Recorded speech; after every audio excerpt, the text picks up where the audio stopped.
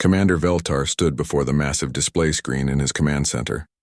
The stars looked the same as always, cold, distant, and waiting to be conquered. His ship, the Eternal Dominance, was the largest vessel in the Dominion fleet. It had carried him to victory 47 times across the galaxy. The bridge crew worked quietly around him.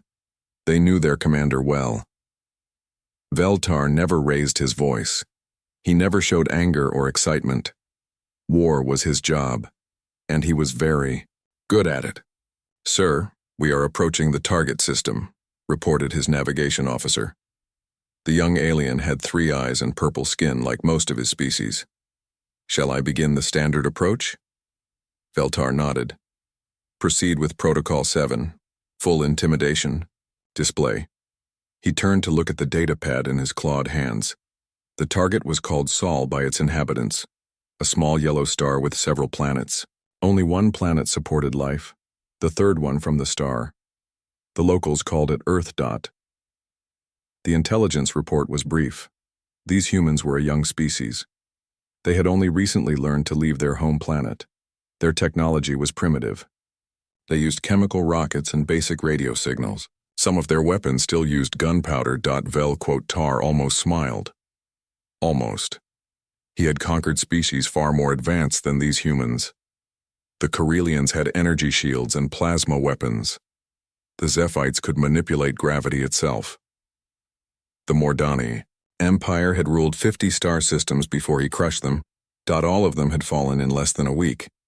"Display the fleet formation," he ordered. The main screen changed to show his armada.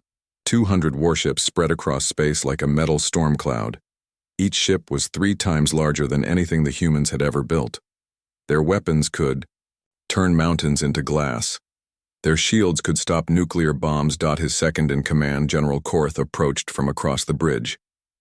Korth was from the same species as Veltar, tall, gray-skinned, with 4 arms and yellow eyes. He had been at Veltar's side for 20 campaigns. "The fleet is ready, Commander," Korth said. "Shall we begin the bombardment?" "Not yet," Veltar replied. "Send the surrender demand first.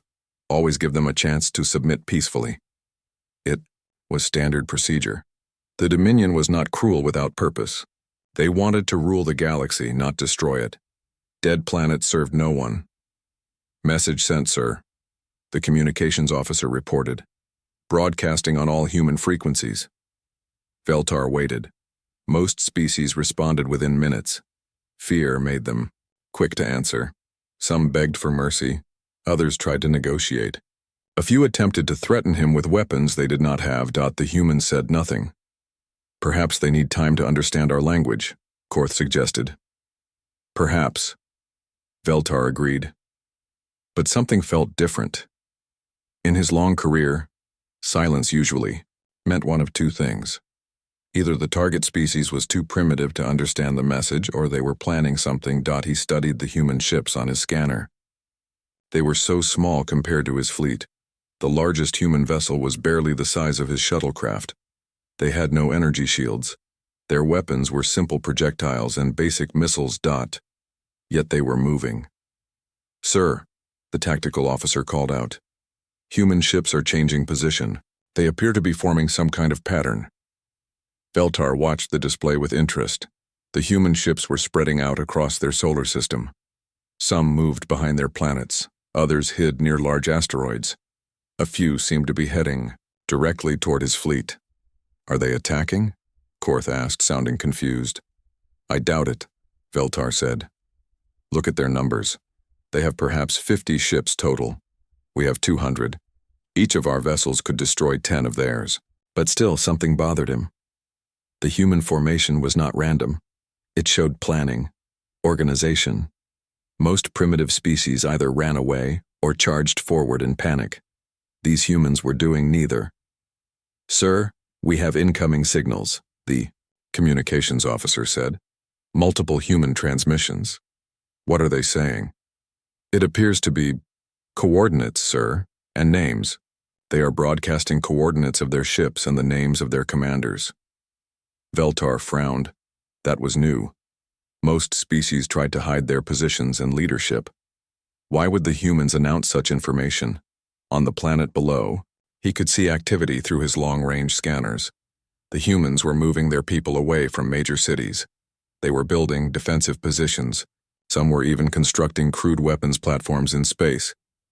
They know they cannot win, Korth observed. Yet they prepare for battle. Why not surrender? It was a good question. Veltar had seen brave species before, but this seemed different. The humans were not just preparing to fight. They were preparing to fight intelligently. Send another surrender demand, he ordered.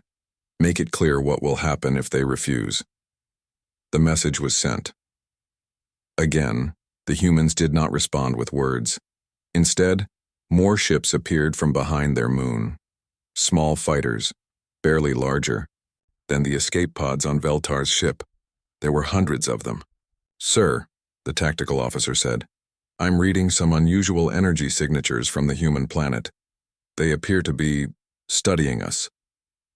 Studying us? Korth asked. Yes, sir. They're scanning our ships with various types of sensors. It's as if they're trying to learn about our technology. Veltar felt a strange sensation he had not experienced in many years. Uncertainty. Most species either surrendered immediately or attacked without thinking. These humans were doing something else entirely. They were learning. Time to contact, sir? 6 hours until we reach their outer defenses, the navigation officer replied. Vel made his decision. All ships, maintain formation, prepare for standard suppression bombardment. Target their major cities first. He walked to his command chair and sat down. The chair was made from the metal of the first world he had conquered. It reminded him that he had never failed.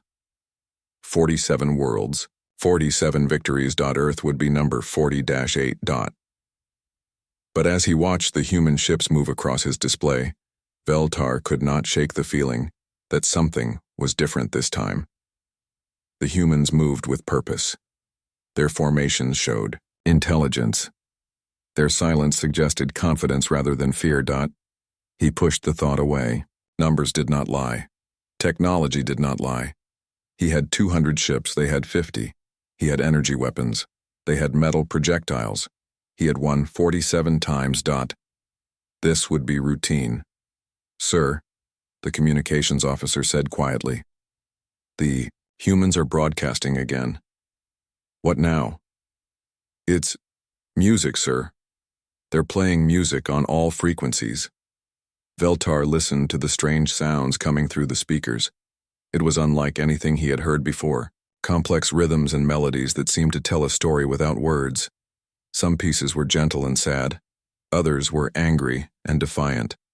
Why would they play music before a battle? Korth wondered. Vel did not answer. He was beginning to realize that he did not understand these humans at all. And for a commander who had conquered 47 worlds, that was a very uncomfortable feeling. The fleet moved forward through space. The countdown to battle continued. But for the first time in decades, Commander Veltar was not entirely certain what would happen next. The music from Earth grew louder. The first bombs fell on Earth exactly 6 hours later. Veltar watched from his command chair as bright flashes appeared on the planet's surface. The orbital bombardment was precise and overwhelming. Major human cities disappeared under waves of energy that could melt steel in seconds. Direct hits on all primary targets, reported the weapons officer.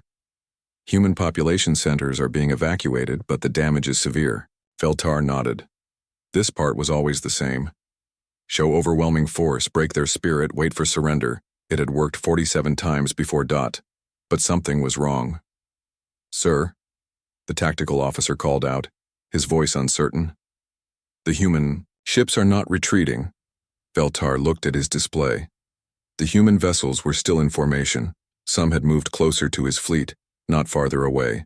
Their small fighters were spreading out in patterns that looked almost like... They're trying to surround us, Korth said, disbelief in his voice. Impossible, Veltar replied. They have 50 ships. We have 200. Their weapons cannot penetrate our shields. But even as he spoke, he watched the human formations with growing unease. They were not behaving like any species he had conquered before. Most civilizations either ran or attacked directly.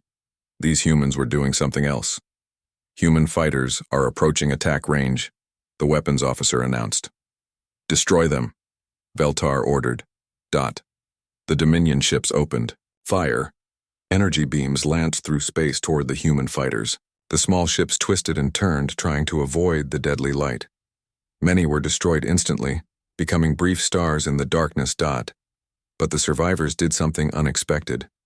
Sir, the human fighters are not pulling back, the tactical officer said. They're getting closer. Veltar watched in growing confusion as human ships flew directly toward his vessels. Some were damaged, trailing fire and metal. Others had lost weapons or engines. But they kept coming. What are they doing? Korth wondered. They found out a moment later. The first human fighter, its hull cracked and bleeding atmosphere, slammed directly into the shield generator of a Dominion cruiser.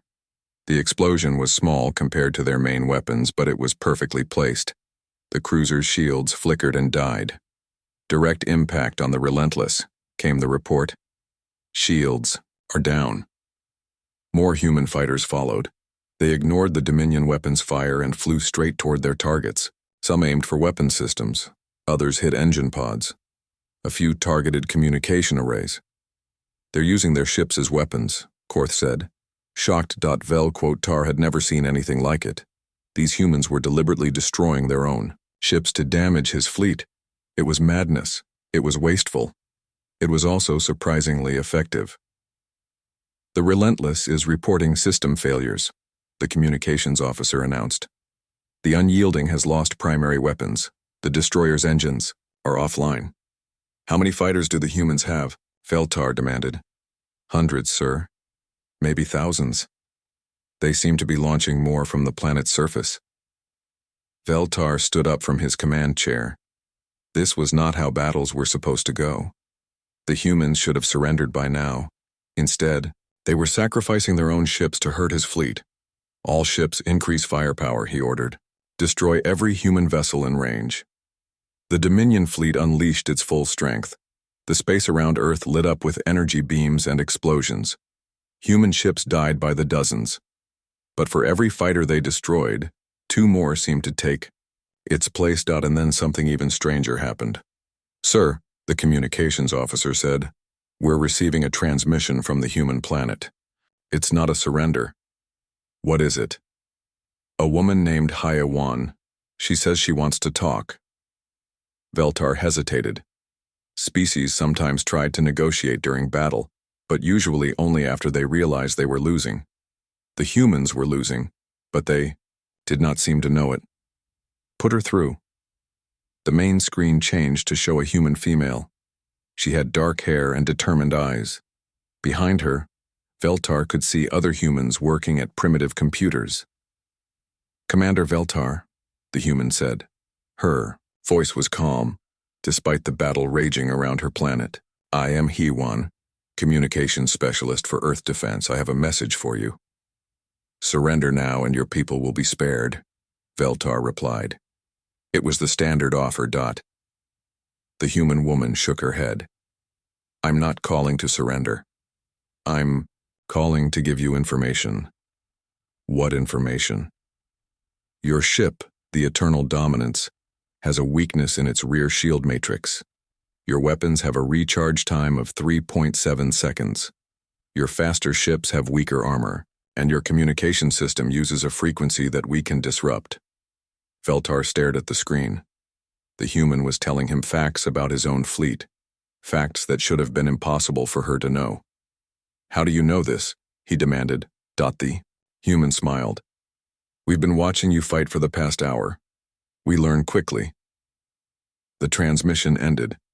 Sir, the tactical officer called out urgently. Human ships are changing their attack pattern. They're targeting our weak points specifically. Veltar looked at his display in disbelief. The human fighters were no longer attacking randomly. They were hitting exact spots on his ships, spots that HFY had just mentioned, spots that his own engineers thought were secret. The Punisher is reporting critical damage to its rear shields, came a report. The Devastator's main guns are offline. The Annihilator's communication system is jammed. This was impossible. These primitive humans with their metal ships and chemical weapons were hurting his advanced fleet. They were learning his weaknesses in the middle of battle and adapting their tactics faster than he could respond. General Korth, Veltar said, quietly. How many ships have we lost? Korth checked his display. 3 destroyed, 7 severely damaged, 15 with various system failures. And the humans? Perhaps 200 fighters destroyed. But they keep sending more. Veltar sat back down in his command chair. For the first time in his long career, he was watching his fleet take serious damage from an inferior enemy. The humans should have been crushed by now. Instead, they were fighting back with intelligence and determination he had never encountered. A new alarm sounded across the bridge. Sir, human ships are approaching from behind, the navigation officer reported. Where did they come from? Veltar looked at the rear display. A group of human ships was coming from the direction they had already cleared. But that was impossible unless... They were hiding, he realized. Behind asteroids. Behind their moon. They let us pass and then moved behind us. It was a trap. A simple, primitive trap that had somehow worked against his advanced fleet. All ships prepare to engage rear attackers, he ordered. But as the Dominion fleet turned to face this new threat, the human fighters in front renewed their assault. Now his ships were caught between two forces, forced to split their attention and firepower. For the first time in 47 campaigns, Commander Veltar was not winning a battle in the first day. And the humans were just getting started. 3 days had passed since the battle began. Veltar stood in his private quarters staring at reports that made no sense. His fleet had lost 12 ships. 12. In 3 days of fighting primitive humans with inferior technology. He had never lost 12 ships in an entire campaign before. A knock at his door interrupted his thoughts. Enter, he called. General Korth stepped inside carrying a datapad. His expression was grim. Commander, you need to see this. Veltar took the pad and read the intelligence report. His yellow eyes widened with each line. The humans are using our own technology, he asked. Yes, sir. They've been salvaging parts from our destroyed ships. Somehow they're figuring out how our weapons work and building new ones. Veltar looked at images of human ships that no longer looked entirely human. They had added Dominion energy shields to their hulls. Their weapons now fired modified versions of Dominion plasma bolts. Some had even copied their engine designs. This is impossible, Veltar said. It takes our engineers years to understand this technology. How are they doing it in days? I don't know, sir, but there's more. Korth activated a holographic display. It showed a human male working in what appeared to be a makeshift laboratory. Around him, other humans were taking apart pieces of Dominion equipment. This is Kyung-ho, Korth explained. Our intelligence suggests he's some kind of human engineer. Watch what he does. In the recording, Kyung-ho picked up a Dominion energy cell. He studied it for a few minutes, then began modifying it with primitive human tools. Within an hour, he had created a new weapon that combined human and Dominion technology. He's making our weapons better, Veltar said in disbelief. That's not the worst part, Korth continued. Show recording 7. The display changed to show a human female in a white coat. She was examining the body of a Dominion soldier who had died in battle. This is Ran, Korth said. She appears to be studying our physiology. She's found weaknesses in our body armor, pressure points in our nervous system. She's teaching other humans how to fight us more effectively. Veltar watched as Ran demonstrated combat techniques to human soldiers. She showed them exactly where to hit a Dominion warrior to cause maximum damage. She explained which frequencies of sound could disrupt their hearing. She had even discovered that certain human chemical weapons were particularly effective against Dominion biology. They're learning to kill us, Veltar said quietly.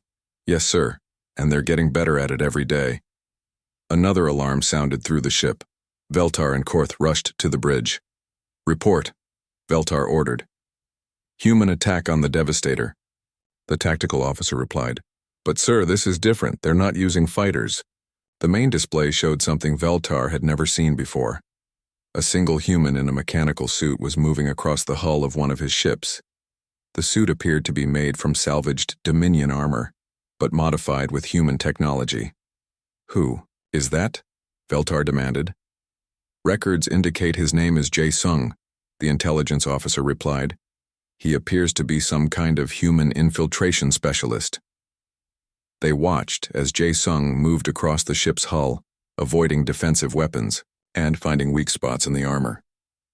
He planted small explosive devices at critical points, then disappeared back into space before the ship's crew could stop him. Minutes later, the Devastator reported major system failures.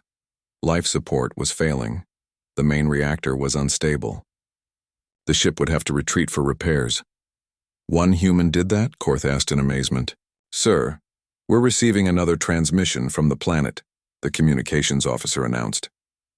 Let me guess, Veltar said tiredly. He won again. No, sir. This is someone different. Admiral Tae Min of the Earth Defense Force. The screen showed an older human male in a military uniform. Unlike Heewon's calm confidence, this human radiated authority and determination.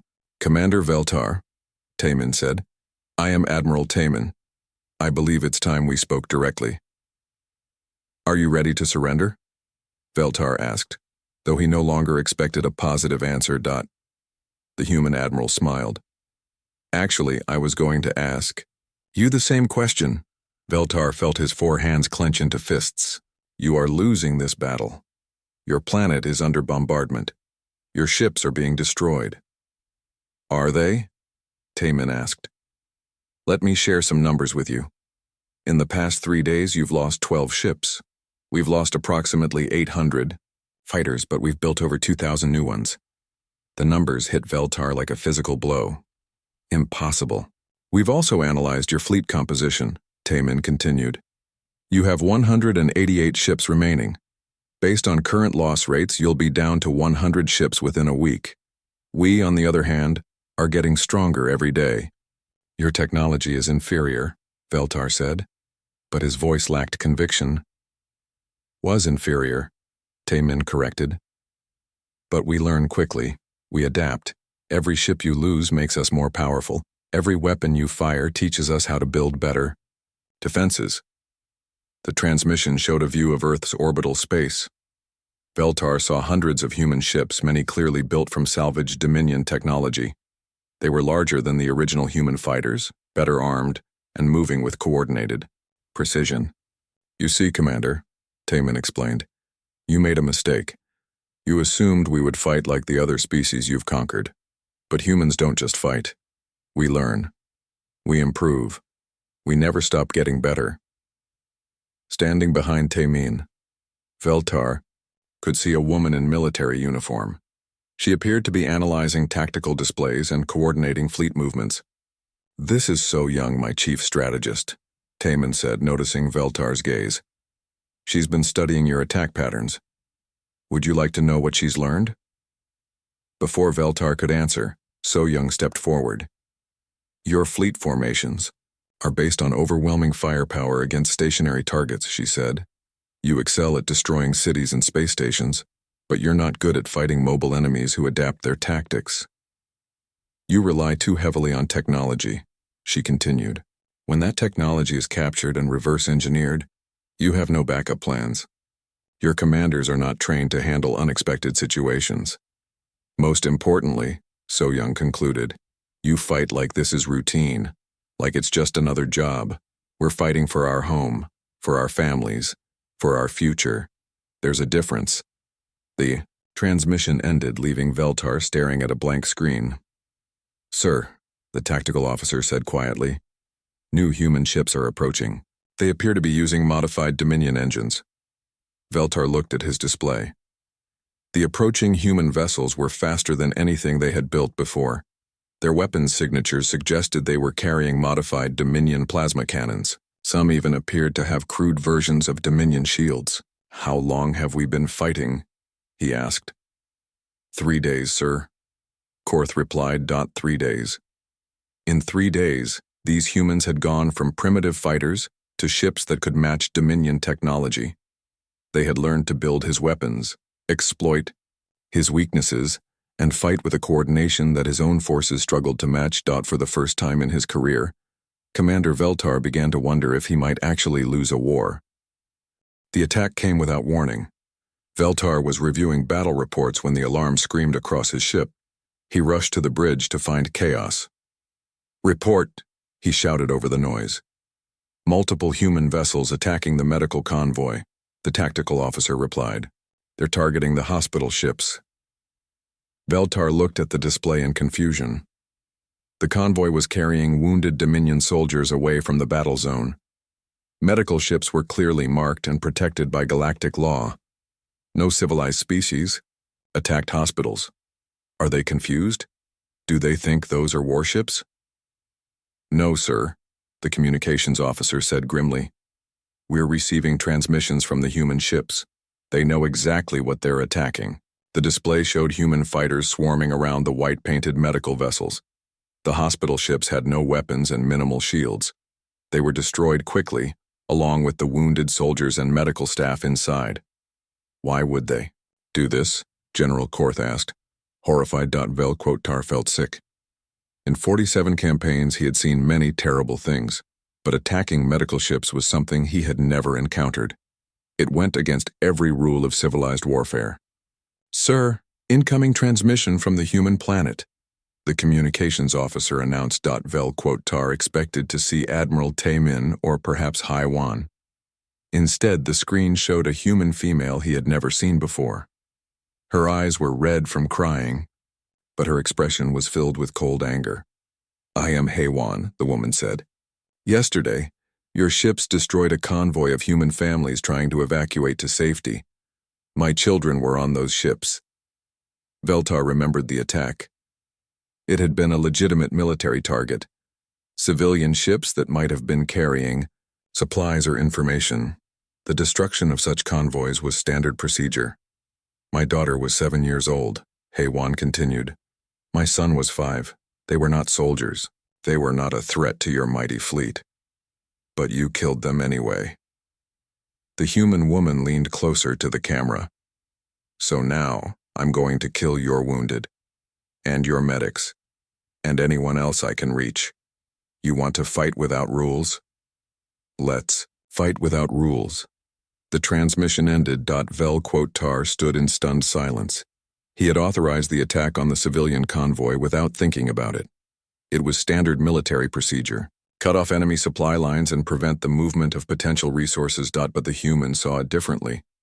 To them, those ships had contained families, children, innocent people. "Sir," the tactical officer said quietly, "the human attacks are intensifying. They're no longer just targeting our warships. They're going after supply ships, communication relays, even our long-range scouts." Over the next few hours, Veltar watched something he had never seen before.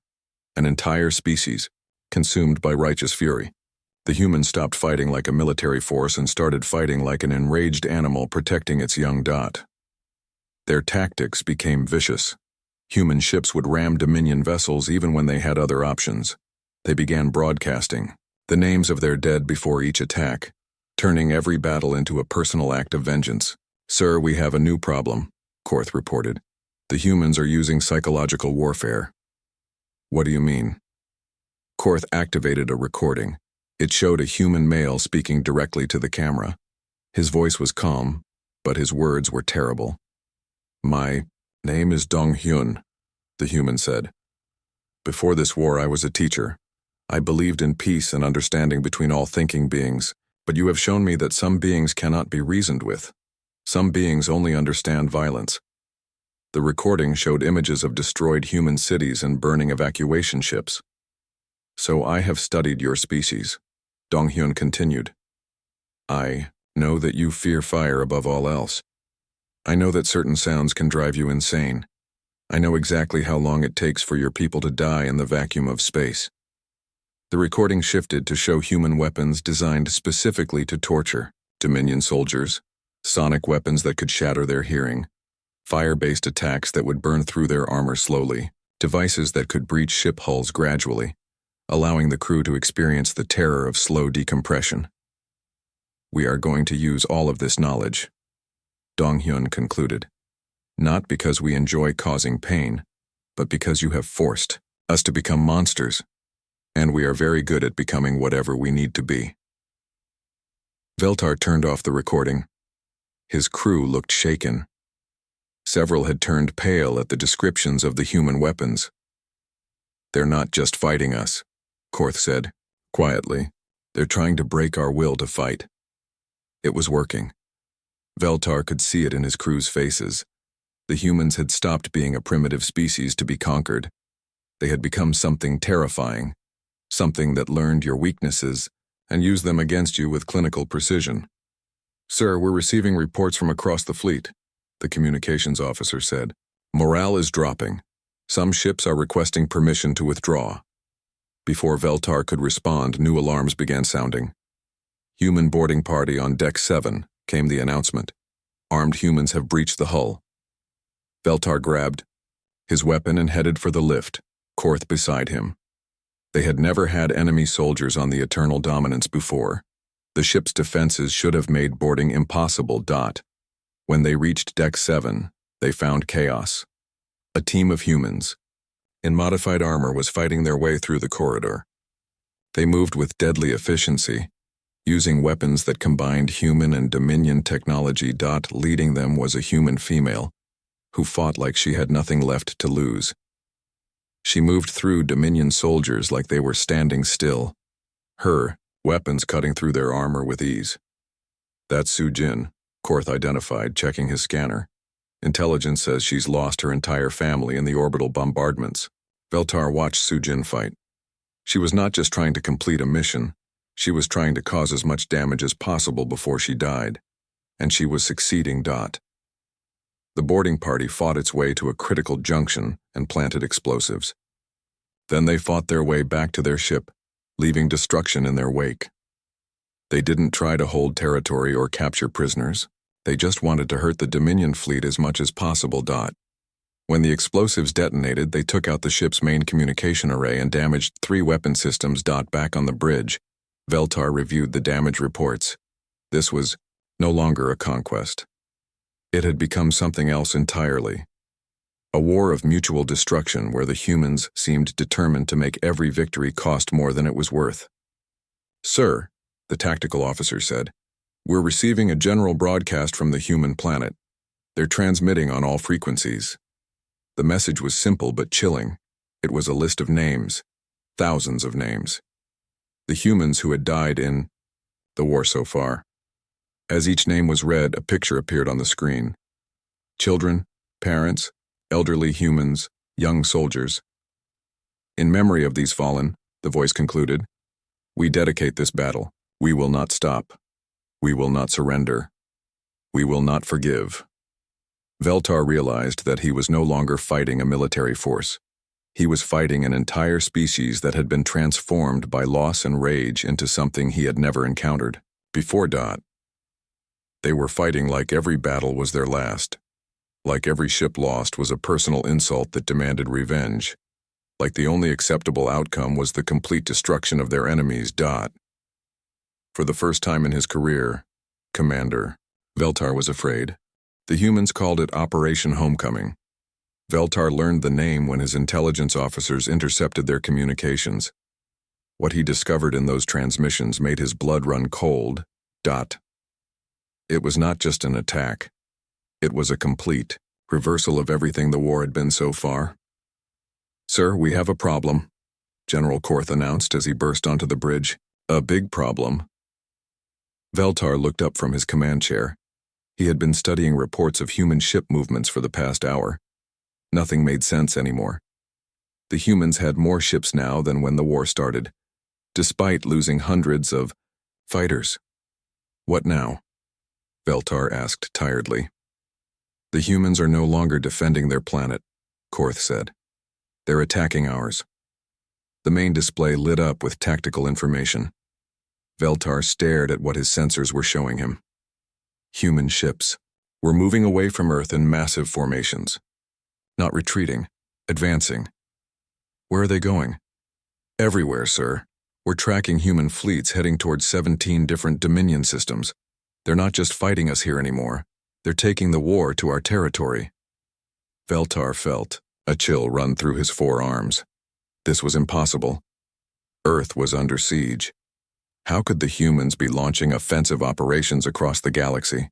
How many ships do they have? He demanded. The intelligence officer checked his readings. Conservative estimate? Over 5,000 vessels. Most appear to be newly constructed using our own technology. 5,000? Veltar could barely speak. They had 50 ships when we arrived.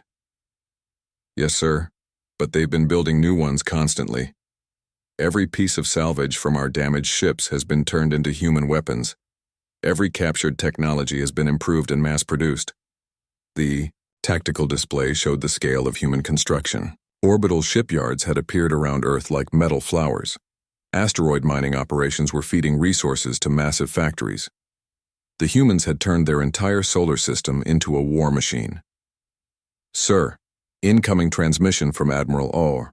Taman, the communications officer announced. The human admiral appeared on screen, but he looked different now, more confident. Behind him, Veltar could see So Young coordinating fleet movements on a massive tactical display. Commander Veltar, Taman said, I hope you've had time to consider our previous conversation. What do you want? Veltar asked. Inform you that the defensive phase of this war is over. We're now moving to phase 2. So Young stepped forward, pointing to a holographic map that showed the local sector of the galaxy. We've identified 43 Dominion military installations within strike range. We're launching simultaneous attacks on all of them. Veltar stared at the map. Red markers showed human fleets moving toward every major Dominion base in the region. It was a coordinated offensive that spanned dozens of star systems. This is impossible, he said. You don't have the ships or resources for such an operation. Actually, we do, Taman replied. Inho, would you like to explain? A new human appeared on the screen. He was younger than the Admiral, with calloused hands that spoke of practical work. Behind him, Veltar could see massive construction facilities. I'm Inho, the human said. I design ships. Over the past week, we've been building vessels specifically designed to fight Dominion forces. They're faster than your ships, more maneuverable, and equipped with weapons that can penetrate your defenses. The display showed examples of the new human ships.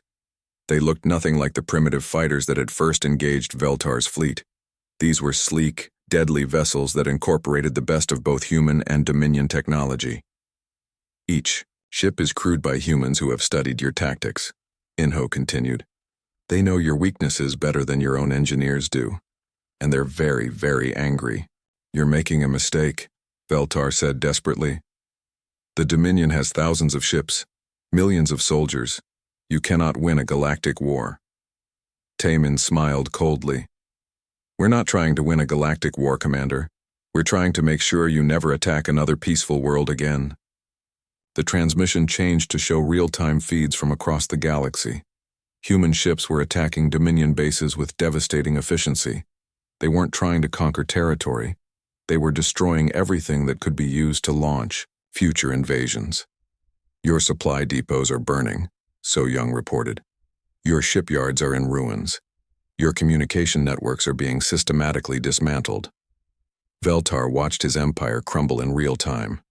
The humans were not fighting, like any species he had ever encountered. They weren't trying to rule the galaxy or expand their territory.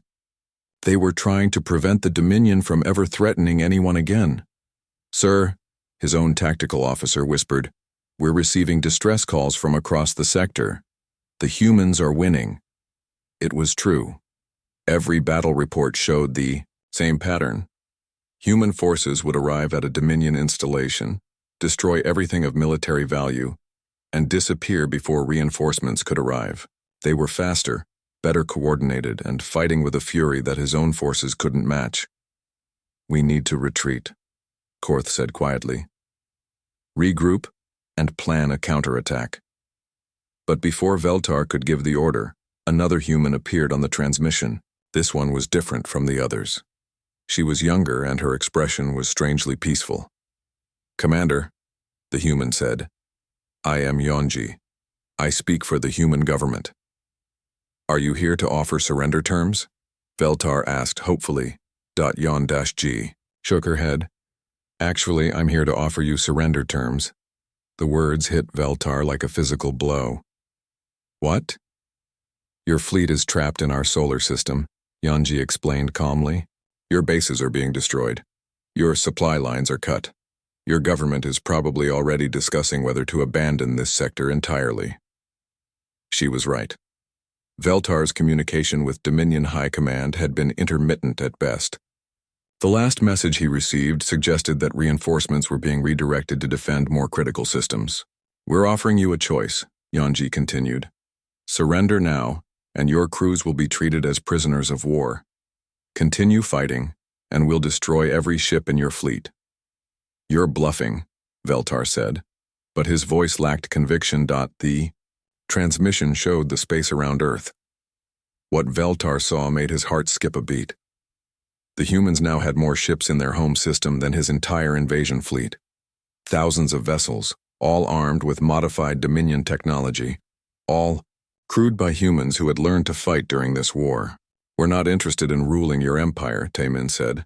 We just want to be left alone, but if you force us to continue this war, we'll take it all the way to your homeworld. The threat hung in the air. Veltar looked around his bridge at his crew. They all looked exhausted, frightened, and defeated. Morale had collapsed completely. Sir, Korth said quietly, perhaps we should consider their offer. For the first time in his military career, Commander Veltar was facing the possibility of unconditional surrender. The species he had expected to conquer in a few days had instead conquered him. And the worst part was that they had done it while defending their home. They hadn't even needed to leave their own solar system to defeat the mighty Dominion fleet. The humans waited patiently for his answer. Veltar stood alone in his command center, staring at the surrender document on his desk. The words were written in both Dominion script and human languages. After 47 victories, he was about to sign his first defeat. The bridge was quiet. Most of his crew had already been transferred to human ships as prisoners. Only essential personnel remained to keep the Eternal Dominance operational during the formal surrender ceremony. A soft chime indicated an incoming transmission. Admiral Taemin appeared on the main screen, but this time he was not alone. Several other humans stood behind him, including the ones Veltar had come to know during the war. Hye-Wan, Kyung-Ho, So-Young, and others. Commander Veltar, Taemin said formally, are you prepared to proceed with the surrender? I am, Veltar replied. The words felt strange in his mouth. Before we begin, Taemin said, one of our commanders has requested to speak with you. Personally. Ji-Wan has led many of our operations against your fleet. A new human appeared on screen. She was younger than Taemin but carried herself with the confidence of a veteran warrior. Her eyes held the same determination Veltar had seen in all the humans, but there was something else there. Respect. Commander Veltar, Ji-Wan said, I want you to know that you fought well. Your tactics were sound, your strategy was logical, and your leadership was competent. Veltar was surprised by the compliment. Then why did I lose? Because you fought us like you fought everyone else, Ji-Wan replied. You used the same tactics that had worked 47 times before. But humans are different. How? We don't just fight to win, Ji-Wan explained. We fight to protect what we love.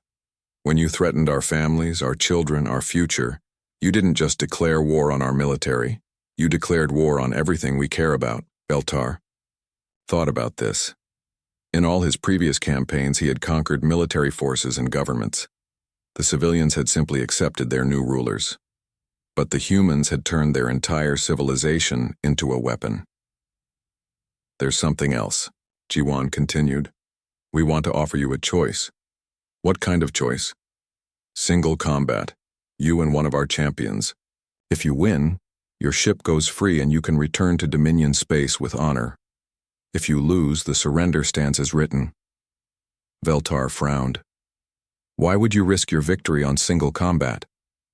Because, G1 said, we believe in honor, even in war, especially in war. The offer was tempting. Veltar was a skilled warrior, trained in combat since childhood. Most humans were smaller and weaker than Dominion soldiers. He might actually have a chance. Who would I fight? He asked. Admiral Taemin has volunteered. Ji-won replied. The older human admiral stepped forward. I accept full responsibility for this war, Commander. It seems appropriate that we should settle it between us. Veltar studied the human admiral. Taemin was clearly past his physical prime, but his eyes held intelligence and determination. More importantly, he radiated the kind of confidence that came from having already won. I accept, Veltar said. An hour later. Veltar found himself in the cargo bay of a human ship, facing Admiral Taemin in a circle marked on the floor. Both warriors carried simple weapons, metal swords that would test skill rather than technology. Around them, humans and the remaining Dominion crew watched in silence. This was no longer about military strategy or technological superiority. It was about understanding. Tell me something, Admiral, Veltar said as they circled each other. Why did you really offer this combat? You've already won the war. Taemin raised his sword. Because I wanted to understand you. In all our battles, I never figured out why you do what you do. Why conquer world after world? What drives the Dominion to endless war? They clashed, metal ringing against metal. Veltar was larger and stronger, but Taemin was quicker and more experienced than he looked. We conquer because we are strong, Veltar said between strikes. Because we can, because the galaxy needs order. But what do you gain? Taemin asked, parrying a thrust. What do you personally get from conquering my world?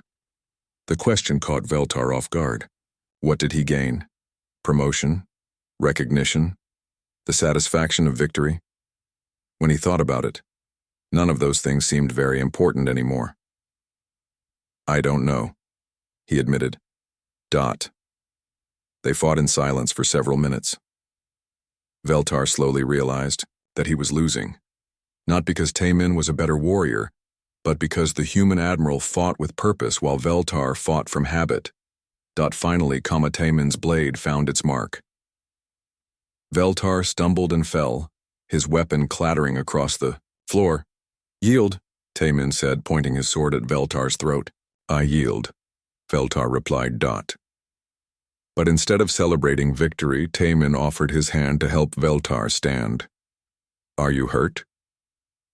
Only my pride, Veltar said, accepting the assistance. As they walked to the medical station, a human female approached. She was dressed in medical clothes and carried a bag of supplies. This is Na-young, Taemin explained. She'll tend to your wounds.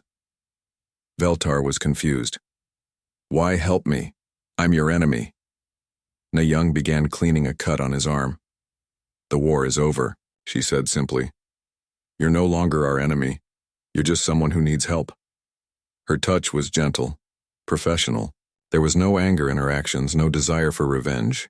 She treated him exactly as she would treat any injured person. I don't understand you people, Veltar said. What's to understand? Na-young replied.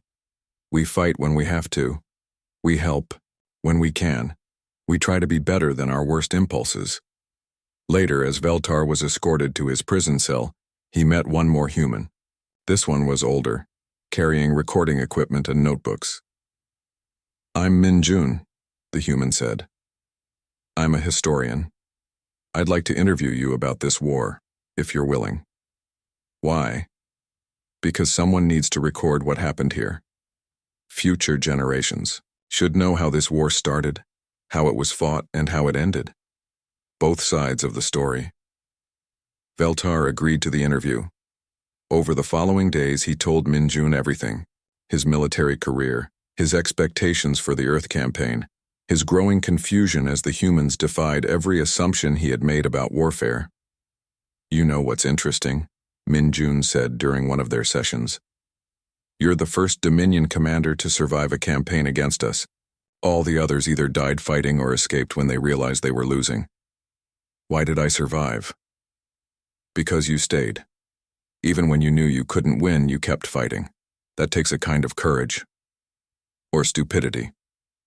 Min Jun smiled. "Sometimes those are the same thing." As the weeks passed, Veltar began to understand what made humans different from every other species he had encountered. They didn't just fight with weapons and technology. They fought with ideas, with emotions, with the absolute certainty that some things were worth dying for. They had turned their entire civilization into a weapon, not because they loved war, but because they loved peace. They had become monsters to protect their children. They had conquered. The conquerors to ensure that conquest would never happen again.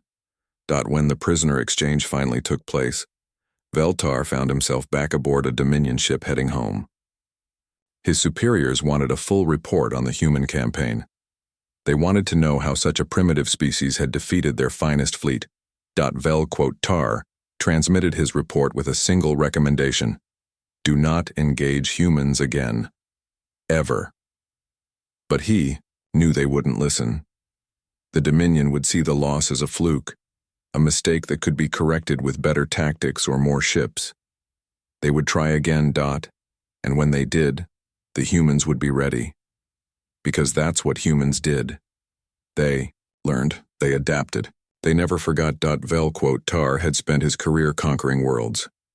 Now he realized that he had finally met a species that could not be conquered. Not because they were too strong, but because they were too stubborn to stay defeated. War had been routine until he faced humanity's fury.